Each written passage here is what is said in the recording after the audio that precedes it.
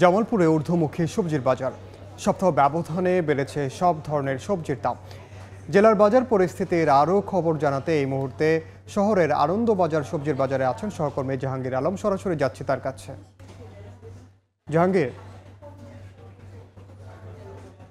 আমি এখন আছি জামালপুর শহরের সবচেয়ে পাইকারি বাজার দৈনিক আনন্দগঞ্জ বাজারে।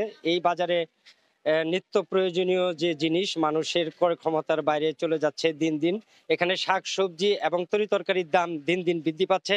গত এক সপ্তাহে যে জিনিসগুলির দাম বেড়েছে সেগুলি হলো যে কাঁচামরিচ কিন্তু বিক্রি হচ্ছে 280 টাকায়, যেটা গত এক সপ্তাহ আগেও ছিল 200 টাকায়। বেগুন বিক্রি হচ্ছে 70 থেকে 80 টাকায়, এটা গত এক সপ্তাহ আগে ছিল 40 থেকে 50 টাকা। করলা বিক্রি হচ্ছে 70 থেকে 80 টাকা। পটল বিক্রি হচ্ছে 40 থেকে 50 টাকা, সেটা এক সপ্তাহ আগে ছিল 30 টাকা।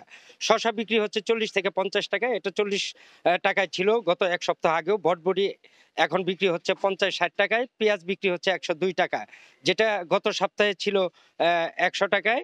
রসুন বিক্রি হচ্ছে 180 টাকায়, গত সপ্তাহে যেটা ছিল 200 টাকা। তো এছাড়া জামালপুরের সবজি বাজারে যে শাক সবজির দাম সেগুলো বেড়েই চলছে।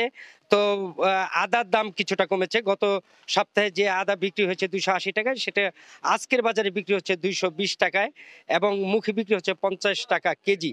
লাউ বিক্রি হচ্ছে 40 টাকা। গাজর গত সপ্তাহে ছিল 160 টাকা এবং 140 টাকা, আজকে বিক্রি হচ্ছে 55 টাকা কেজি। আলুর দামও কিছুটা কমেছে, যেটা 60 টাকা ছিল সেটা আজকের বাজারে কিন্তু 42 থেকে 40 টাকায় বিক্রি হচ্ছে।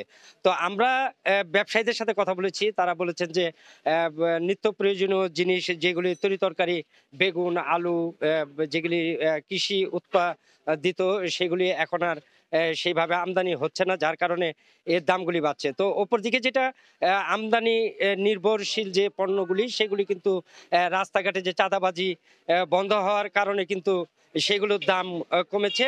এই তো ব্যবসায়ীরা আমাকে সেটাই জানিয়েছে।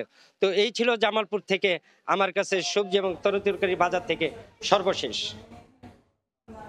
সরাসরি যুক্ত ছিলাম জামালপুরে।